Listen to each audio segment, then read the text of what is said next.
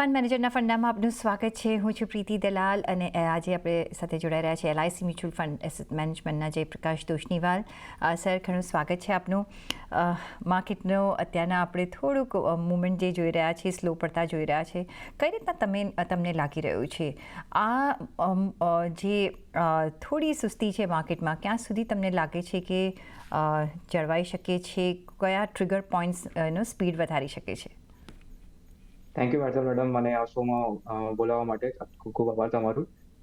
જે માર્કેટની આપણે અત્યારે વાત કરીએ છીએ, પ્રિડોમિનન્ટલી જે Q1 નું રિઝલ્ટ આવે છે, ઘણું સોફ્ટ છે. જેમ જે પણ આપણે બેંક્સનું જોઈએ કે ફાર્મા કંપનીઝનો જોઈએ કે IT કંપનીઝ જોઈએ, એ બધાનું રિઝલ્ટ છે આ વખતે થોડું રિઝનેબલી એક્સપેક્ટેશન્સ કરતાં થોડુંક સોફ્ટ છે. એના માટે માર્કેટમાં એનો ઇમ્પેક્ટ આવ્યું છે, અર્નિંગ ગ્રોથનો એના ઇમ્પેક્ટ આવ્યું છે. એના કારણે માર્કેટ થોડુંક ડાઉનવર્ડ ટ્રેન્ડમાં લાગી રહ્યું છે. હેવિંગ સેડ ધેટ, અમે એ વિચાર કરીએ છીએ કે અમે જે લાગી રહ્યું છે, જેમ કે RBIના જે પણ એક્શન હતા, ગવર્મેન્ટનું જે પણ એક્શન છે, એનું કરતું જેનો જે ઇમ્પેક્ટ આવશે Q2, Q3 ઓનવર્ડ્સ આવું આવશે. કેમ કે જે પણ તમે બેંક્સની મેનેજમેન્ટની કમેન્ટ્રી જોશો, જે પણ ઇન્ટરેસ્ટ રેટનું ટ્રાન્સમિશન થયું છે, એ Q2 ઓનવર્ડ્સ વધારે ફાસન થશે. તો એનો જે બેનિફિટ આવશે, અમને લાગે છે કે Q2, Q3માં આવશે. એટલા કરતા અર્નિંગ ગ્રોથ ત્યાં સુધી Q2, Q3માં સારું રહેવા જોઈએ અને એનો ઇમ્પેક્ટ અમને પણ માર્કેટમાં દેખાવું જોઈએ, એટલીસ્ટ ઇન ધ નેક્સ્ટ 2-3 મહિનામાં જે આપણે વાત કરીએ. તો મે બી અત્યારના આપણે 2 થી 3 મહિના એમ માનીને ચાલીએ કે માર્કેટ એક સાઇડવેઝ જ મોમેન્ટમ દેખાડી શકે છે. આ પણ બીજો જે ટ્રિગર છે જે ગ્લોબલ ફ્રન્ટથી છે, અને હવે મે બી આપણને સૂનર અહીંયા એક ક્લેરિટી કદાચ આવી શકે છે, બિકોઝ જે રીતના ઓગસ્ટની ડેડલાઇન આવી રહી છે અને એના લીધે એક FIIની મૂવમેન્ટ પણ તમને ખબર પડશે કે કઈ રીતના આગળ જઈ શકે છે. આ બંને ફેક્ટર્સ કેટલા માર્કેટને જલ્દી ટ્રેક પર લાવી શકે છે? આ જે બે ફેક્ટર્સ છે, ગ્લોબલ કેપિટલ ફ્લોઝનું જે મેઇન ફેક્ટર્સ છે અને ટેરિફની જે આપણે ડીલની જે વાત કરી છે, જેનું વેઇટ કરીએ છીએ 1 ઓગસ્ટ સુધીમાં એનું કંઈક ને કંઈક ડિટેલ આપણને મળશે. મિની ડીલ, ફાઇનલ ડીલ એ કહેવા અત્યારે મુશ્કેલ છે, પણ એક કમેન્ટ્રી જે પણ ગ્લોબલ US ગવર્મેન્ટથી જે પણ આવી છે, એનું એવું લાગી રહ્યું છે કે જે Q1 1 ઓગસ્ટ સુધીમાં કંઈક ને કંઈક રિઝનેબલ રિઝલ્ટ આવશે એનું. એના પછી આપણે જો અર્નિંગ્સ પિકઅપ થાય, તો અમને લાગે છે કે FII ફ્લો જે ઓલમોસ્ટ નેગેટિવ છે, ઓલમોસ્ટ લાસ્ટ 1 મંથથી, એ બધું પણ સારું પિકઅપ કરશે. અને અમે જે FII લાસ્ટ ટાઈમમાં પણ અમે જોયા હતા કે FII નું જ્યારે પોઝિટિવ જે ઇન્ફ્લો થયો હતો, એ મોસ્ટલી ITમાં, BFSIમાં, ફાર્મામાં હતો. એનો એ પણ અમે લાગે છે કે જે પણ જ્યારે પણ ડીલનું ઇમ્પેક્ટ આવશે, જ્યારે પણ યુએસનું ક્લેરિટી આવશે, એ 3-4 મેજર જે સેક્ટર છે જ્યાં વેલ્યુએશન કમ્ફર્ટેબલ છે, ત્યાં FII નું ઇન્ફ્લો આવતું જોઈ શકાય છે એના નેક્સ્ટ 2-3 મંથ્સમાં. વેલ્યુએશન જયપ્રકાશજી ઓલવેઝ અહીંયા આપણે ચર્ચામાં રહ્યા છે, તો અત્યારના સંજોગોમાં કઈ રીતના તમે જોઈ રહ્યા છો? વેલ્યુએશન પોઈન્ટ ઓફ વ્યૂ તમને ક્યાં કમ્ફર્ટ દેખાઈ રહ્યો છે? જે ઓનલી વેલ્યુએશન બેઝડ ઇન્વેસ્ટમેન્ટ્સ તમે શું કરી રહ્યા છો હમણાં? યસ મેડમ, વેલ્યુએશન બેઝ અત્યારે અમને જે સેક્ટર્સ કમ્ફર્ટ લાગે છે એ છે ફાર્મા, IT, બેન્કિંગમાં NBFC પ્રિડોમિનન્ટલી, દેન કેપગુડ્સમાં પ્રિડોમિનન્ટલી ઓટો એન્ડ કંપનીઝ, જ્યાં પણ valuation selective auto and companies, જ્યાં પણ અમને વેલ્યુએશન સારું લાગે છે. એ જણા પોકેટમાં સારા વેલ્યુએશન રીઝનેબલ છે. આપણે જે માર્કેટની વેલ્યુએશનની વાત કરીએ, માર્કેટની valuation also 19.7x 1 year forward ઉપર છે, જેમાં અમે એક્સપેક્ટ કરીએ છીએ કે અર્નિંગ ગ્રોથ લોઅર ડબલ ડિજિટમાં ગ્રો કરશે. તો એક કન્સર્ન્સ, ચેલેન્જીસ, એ બધાનું ફેક્ટર કરીને જો આપણે અર્નિંગ ગ્રોથનું વિઝિબિલિટી જોઈએ, તો આ almost lower double digit number ઉપર છે. અને એના કારણે પણ અમને લાગે છે જે વેલ્યુએશન 19.7xમાં રીઝનેબલ છે. કેમ કે આપણે જો ઇન્ટરેસ્ટ રેટ, જો કોસ્ટ ઓફ કેપિટલ જે હોય છે ઇન્ડિયામાં, એ ઓલમોસ્ટ લોએસ્ટ લેવલ ઉપર છે. 10 યર GSEC આપણે જોઈએ અત્યારે 6.3x લેવલ પર છે, 6.3x%. તો એક હિસાબે અમને જોઈએ છે ઓવરઓલ માર્કેટમાં રીઝનેબલ વેલ્યુએશન છે. અને જે સ્પેસિફિક સેક્ટર્સ જે આપણે વાત કરી, ફાર્મા, IT, બેન્કિંગમાં NBFCs as well as auto and companies, એમાં વેલ્યુએશન અમને રીઝનેબલ લાગી રહ્યું છે. તમે IT કહ્યું, સ્ટાર્ટ વિથ IT, બિકોઝ ITના નંબર્સ જે છે આ વખતે ખાસ્સા એવા નિરાશાજનક આવ્યા છે અને ઘણું ટ્રબલસમ સિચ્યુએશનથી જઈ રહ્યું છે. પણ તમે એમાં ઓપોર્ચ્યુનિટી શોધી રહ્યા છો વેલ્યુએશન પોઈન્ટ ઓફ વ્યૂ રોકાણ કરવાની. કયા વર્ટિકલ્સ તમને ગમે છે? શું તમે લાર્જ કેપ જોઈ રહ્યા છો કે બ્રોડર માર્કેટ્સ જોઈ રહ્યા છો? કયા બિઝનેસીસમાં તમને IT ઇન પર્ટિક્યુલર તમને ઇન્ટરેસ્ટ છે અત્યારના રોકાણનો? તમે એક વાત બહુ બરાબર કીધી કે જે આઈટીમાં અત્યારે અમને જે પણ નંબર્સ આવ્યા છે એ બધા વોલેટાઇલ છે, ડાઉન સાઇડમાં ઉપર છે. પણ જે આપણે જો હિસ્ટોરિકલી 4-5 ક્વાર્ટરથી નંબર જોઈએ અને નંબરને ડ્રો કરીએ, તો એવું લાગી રહ્યું છે કે આ ક્વાર્ટર એટલો Q4 અને Q1 એમ લાગી રહ્યું છે કે બોટમ થઈ રહ્યું છે ક્વાર્ટર આઈટી એઝ અ ઇન્ડસ્ટ્રીમાં. અને મોસ્ટ ઓફ આઈટી કંપનીઝ અમે જોયા છે કે આ વખતે ડીલ વિન્સ જે બેસિકલી ઓર્ડર બુક ઇન્ક્લુડ અને ન્યૂ બિઝનેસીસનો જે ઓપોર્ચ્યુનિટી નંબર ઇન્ક્લુડ હોય ડીલ વિન્સમાં એ ઘણું બધું સ્ટ્રોંગ છે. અને આઈટીમાં આપણે જો વાત કરીએ જો બીએફએસઆઈ સેગમેન્ટ જે યુએસનું બીએફએસઆઈ સેગમેન્ટ છે, હાઈટેક સેગમેન્ટ છે, એ રીઝનેબલ કરી રહ્યું છે. ઓનલી સ્લોડાઉન ક્યાંક ને ક્યાંક દેખાઈ રહ્યું છે હેલ્થકેર સેક્ટરમાં દેખાઈ રહ્યું છે. તો એ હિસાબે અમને લાગે છે કે IT services companies basically the larger IT services companies ઘણું બધું સારું કરશે એટલે ઇન્ક્રીમેન્ટલ ઇમ્પ્રુવમેન્ટ થશે. વાઇલ જે હિસ્ટોરિકલી આપણે જે 20% ગ્રોથ 15% ગ્રોથ દેખાતું હતી એ થોડો ટાઈમ લાગશે પણ જો ઇન્ક્રીમેન્ટલ ઇમ્પ્રુવમેન્ટ હશે તો એનું પણ બેનિફિટ વેલ્યુએશનમાં દેખાશે, એનું પણ બેનિફિટ ઇન્ક્રીમેન્ટલ અર્નિંગ ગ્રોથમાં દેખાશે. આ વખતે અમને લાર્જ કેપ આઈટી કંપની સારી લાગી રહી છે અને મિડ કેપ આઈટી સ્પેસમાં અમે ER&D સ્પેસ ઘણું રીઝનેબલ લાગી રહ્યું છે કેમ કે જો આપણે વાત કરીએ યુરોપના ડીલની તો ER&D સ્પેસ ઇઝ પ્રિડોમિનન્ટલી આપણે ઓટો સેક્ટરનો એક્સપોઝ હોય છે કેમ કે ઓટોનો જે પણ speciality software development, ADAS, everything feature એ ઇન્ડિયન કંપનીઝમાં ઘણા બધા કંપની છે જે સેક્ટરમાં ફોકસ કરી રહ્યા છે. યુરોપ બેઝ કંપનીઝને ઓઈએમ્સને સર્વિસ કરે છે. અને જે યુરોપની જે ડીલ થઈ છે યુએસ માટે એ ER&D માટે પણ ઓટો સેક્ટર માટે પણ પોઝિટિવ છે. એના કરતા અમે ER&D સ્પેસ રીઝનેબલી વેલ્યુએશન ઉપર મળી રહ્યું છે ઇન્ડિયામાં અને એ પણ અમને સારી લાગી રહ્યું છે. તો આ બે સર્વિસીસ લાર્જ કેપ સર્વિસીસ અને ER&D સ્પેસ એ બે સેગમેન્ટ તમને ગમે છે આ વખતે. તો ER&D સ્પેસ અને લાર્જ કેપ સર્વિસીસ સેક્ટર આઈટીમાં તમે નજર રાખી શકો છો. ધી અધર પાર્ટ છે તમે બેન્કિંગ સેક્ટરને માટે વાત કરી. હવે અત્યારના આપણે જે જોયા છે કે જે નંબર્સ આવ્યા છે બેંક્સના સ્પેશિયલી પ્રાઇવેટ બેંક્સના, અહીંયા આપણે NPAs વધતા આપણે જોઈ રહ્યા છીએ, કોસ્ટ ઓફ ફંડ્સ વધતા જોઈ રહ્યા છે because they are passing on the rate cut અને એની ઇફેક્ટ એમના અત્યારના બેલેન્સ શીટ પર દેખાઈ રહી છે. નિમ્સમાં આપણે ફરક જોઈ રહ્યા છે. કઈ રીતના તમે જોઈ રહ્યા છો બિકોઝ લિક્વિડિટી ભરપૂર છે, આપણે જોયું છે કે RBIનું જે રીતના ઇન્ટરવેન્શન રહ્યું છે, પણ એના માટે તમને લાગે છે કે બિકોઝ ઓફ ધીસ રીઝન્સ અહીંયા જે NPAs વધી રહ્યા છે એ હવે આગળ જતાં કન્સર્ન બની શકે છે to choose and pick where they lend the money અને એના લીધે ક્રેડિટ ઓફટેકમાં કોઈ તમને જોઈ રહ્યા છો કે પ્રોબ્લેમ આવી શકે છે? એ પ્રમાણે જો નજર કરીએ તો તમે બેન્કિંગના કયા વર્ટિકલ્સમાં નિવેશ કરશો? કમેન્ટ્રી પોઈન્ટ વેલિડ છે મેડમ. જે કમેન્ટ્રી જે આપણે મેનેજમેન્ટથી જોઈ રહ્યા છે તે એનબીએ પર થોડુંક કન્સર્નિંગ કમેન્ટ્રી આવે છે. પણ ધ સેમ ટાઈમ મેનેજમેન્ટ એ પણ હાઇલાઇટ કરી રહ્યા છે કે જે Q1 નોર્મલી સિઝનલી વીક ક્વાર્ટર હોય છે, એગ્રી NPA પણ વધારે હોય છે. અને આ વખતે જે અમે સ્લોડાઉન જોઈ રહ્યા છે, શાર્પ સ્લોડાઉન છે, જે પણ તો બેસિકલી આપણે જે આરબીઆઈ એક્શન્સ, જે ગવર્મેન્ટ એક્શન્સ હતા, જે પાસ્ટમાં લાસ્ટ 1 યરમાં એક્શન હતા, જે લિક્વિડિટી ટાઈપનું સિચ્યુએશન હતું, એ સ્ટીલ એનું ઇમ્પેક્ટ હજી દેખાઈ રહ્યું છે. જે ઇન્ટરેસ્ટ રેટ કટ ગવર્મેન્ટનો ટેક્સનું કટ છે એ ઇમ્પેક્ટ અમને દેખાવશે અમારા હિસાબે. જે નંબર્સમાં આવશે એ ઓલમોસ્ટ Q2 Q3 નંબરથી આવશે કેમ કે ફેસ્ટિવ સિઝનનો ઇમ્પેક્ટ હશે, મોન્સૂન પોઝિટિવનો ઇમ્પેક્ટ પણ આવશે, રીઝનેબલ ખરીફ ક્રોપનું, રવિ ક્રોપનું જે પણ ઇમ્પેક્ટ છે એ પણ Q2 ઓનવર્ડ દેખાશે. તમને જે કલ સુધી જેવું લાગી રહ્યું છે. જે આપણે એસેટ ક્વોલિટી વાત કરીએ છીએ, એસેટ ક્વોલિટી ઓબ્વિયસલી ઘણા બધા management, reasonable management, selective management I should say કે એ હાઇલાઇટ કર્યું છે કે જે સેગમેન્ટ જે એ સેગમેન્ટમાં ઓપરેટ કરી રહ્યા છે એમાં પ્રોબ્લેમ છે જેમ કે secured, unsecured MSME or retail CV. પણ એના બધા બાકી જે સેગમેન્ટ છે ઓલમોસ્ટ 90-95% ઓફ ધ સેગમેન્ટ એ રીઝનેબલી ગ્રો કરી રહ્યા છે. તો અમને એનું એસેટ ક્વોલિટીનું ચેલેન્જ શાર્પ શૂટઅપ એવું નથી લાગતું. હિસ્ટોરિકલી અમે જોઈએ છે BFSI as a segment asset quality problem transitory continue હોય જ છે. એક સેગમેન્ટમાં પ્રોબ્લેમ આવે તો બીજો સેગમેન્ટ પિકઅપ કરે, જેમ કે લાસ્ટ યર MFI હતું, આ વખતે હોઈ શકે છે કે MSMEમાં ઓર રિટેલ સીમાં થોડુંક પેઇન હોય. પણ ઇન્ક્રીમેન્ટલી અમને લાગી રહ્યું છે કે જો ગ્રોથ આવશે તો એ બધું રીઝનેબલ પરફોર્મન્સ આપી શકશે.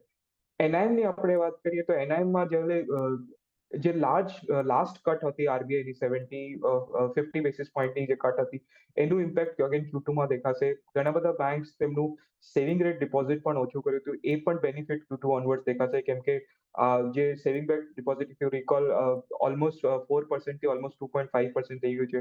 કે એ બેનિફિટનું જે ઇન્ક્રીમેન્ટલ ઇમ્પેક્ટ આવશે એ Q2 ઓનવર્ડ્સ આવવું જોઈએ. તો ત્યાંથી અમને લાગી રહ્યું છે કે નંબર્સ પિકઅપ થવા જોઈએ at least on the banking side.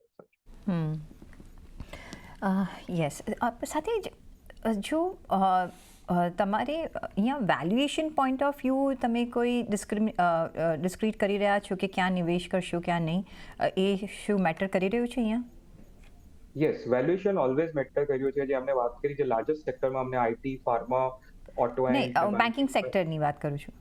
Banking સેક્ટરમાં જી. બેન્કિંગ સેક્ટરમાં અમને લાગી રહ્યું છે કે મિડ કેપ પ્રાઇવેટ બેંક્સનું જે સેગમેન્ટ છે એ રિઝનેબલી વેલ્યુએશન ઉપર છે, કેમ કે ત્યાં પણ એનઆઈએમનું જે ચેલેન્જ છે એ પણ ઓછું થઈ જશે, એસેટ ક્વોલિટીનું ચેલેન્જ મોડરેટ છે, અને ગ્રોથનું જે બેલેન્સ છે, તમે જે પણ જો તો business banking as a vertical અને ઓવરઓલ સેક્ટર ડિપ્લોયમેન્ટનું તમે આપણે જો ડેટા જોઈએ એમાં એમએસએમઈ સેગમેન્ટમાં ગ્રોથ ઓલમોસ્ટ 16-17% છે વર્સસ ઓવરઓલ ટ્રેડ ગ્રોથનું નંબર 10%. તો ત્યાં અમને જે સેગમેન્ટમાં જે ફોકસ કરીએ છીએ બેંક, એ અમને સારા લાગી રહ્યું છે. વેલ્યુએશન રીઝનેબલ છે, આર પરફોર્મન્સ પણ રીઝનેબલ છે, એટલે મિડ કેપ બેન્કિંગ સેગમેન્ટમાં અમને પ્રાઇવેટ બેંક્સમાં અમને સારું લાગે છે. ફાસ્ટ મૂવિંગ કે which you can depend on, A sector બની ગયું છે અત્યારના. વન ઓફ ધ સેક્ટર જે છે એ છે ફાર્મા અને હેલ્થ કેર, અને એ તમે આઈ થિંક મેન્શન પણ કર્યું છે. કઈ રીતના અહીંયા તમે નિવેશ કરશો, કયા વર્ટિકલ્સમાં તમને ગમશે? શું CDMO સ્પેસ ગમશે, હેલ્થ કેર ગમશે, ક્યાં તમને વધારે ઓપોર્ચ્યુનિટી લાગી રહી છે રિટર્ન વાઇઝ? ફાર્મા સ્પેસમાં અમને જો વાત કરીએ, જો અમને અત્યારે લાગી રહ્યું છે CDMO સ્પેસને speciality chemicals which is supply to pharmaceutical companies, જે રો મટીરિયલ છે એ સેગમેન્ટ તમને સારું લાગ્યું છે, કેમ કે CDMO સ્પેસમાં જે પણ ઓપોર્ચ્યુનિટી છે યુએસમાં રેગ્યુલેટરી રીઝન્સની હિસાબે પણ China+1ની સ્ટ્રેટેજી છે. ઇન્ડિયન કંપનીઝ CDMO સ્પેસમાં જે પણ કંપની છે એમનું બેલેન્સ શીટ બહુ સ્ટ્રોંગ થઈ ગયું છે, બહુ વધારે વધી ગયું છે, તો એ લોકોના પાસે કેપેબિલિટી છે ઇન્વેસ્ટ કરવા માટે અને રિસર્ચ કરવા માટે, એઝ વેલ એઝ ડેવલપમેન્ટ અધર પ્રોડક્ટ્સમાં પાર્ટિસિપેટ કરવા માટે. એટલે એમને CDMO સ્પેસ રીઝનેબલી સારું લાગી રહ્યું છે from the valuation perspective as well as earning growth પર્સપેક્ટિવથી. અને સ્પેશિયાલિટી ફાર્મા કેમિકલ્સ, જે પણ ફાર્મા માટે જે પણ કેમિકલ્સ હોય છે, સ્પેશિયાલિટી કેમિકલ્સ હોય છે, એ સેગમેન્ટ અમને સારી લાગી રહ્યું છે. હેલ્થ કેર સાઇડમાં અમને hospitals as a story reasonably સારી લાગી રહી છે, કેમ કે જે પણ ઇન્ડિયામાં પર કેપિટા હેલ્થ બેડનું જે છે લોએસ્ટ છે, એમાં અમે જોઈ રહ્યા છીએ પ્રાઇવેટ ઇક્વિટી ઇન્વેસ્ટમેન્ટ આવી રહ્યું છે, કોર્પોરેટ ઇન્વેસ્ટમેન્ટ આવી રહ્યું છે healthcare I mean from hospital સેગમેન્ટ્સમાં. અને હોસ્પિટલ્સમાં જે પણ જે પ્રોફિટેબિલિટી છે અને જે પણ કેશ ફ્લોનું જે અમે લિસ્ટેડ સ્પેસમાં જે કેશ ફ્લોનું ઇન્ક્રીઝ થઈ રહ્યા છે, એ પણ ઉપર રીઝનેબલ છે અને વેલ્યુએશન પણ રીઝનેબલ છે. એના કરતાં અમને એ રીઝનથી અમને લાગી રહ્યું છે કે હોસ્પિટલ સેક્ટર એ રીઝનેબલ સેક્ટર છે આ વખતે ઇન્વેસ્ટ કરવા માટે. ઓકે, તો હેલ્થ કેર હોસ્પિટલ વર્ટિકલમાં તમે અહીંયા નજર રાખી શકો છો રોકાણ માટે. સાથે જો મ્યુચ્યુઅલ ફંડ ઇન્ડસ્ટ્રી આપણે જો જોઈએ તો ઘણું બધું અહીંયા નિવેશ આવી રહ્યું છે, કારણ કે જ્યારે આવી રીતે વોલેટાઇલ માર્કેટ હોય, અનસર્ટન માર્કેટ હોય, તો ઇટ્સ પ્રિફર્ડ કે તમે મ્યુચ્યુઅલ ફંડ રૂટથી તમે રોકાણ કરો.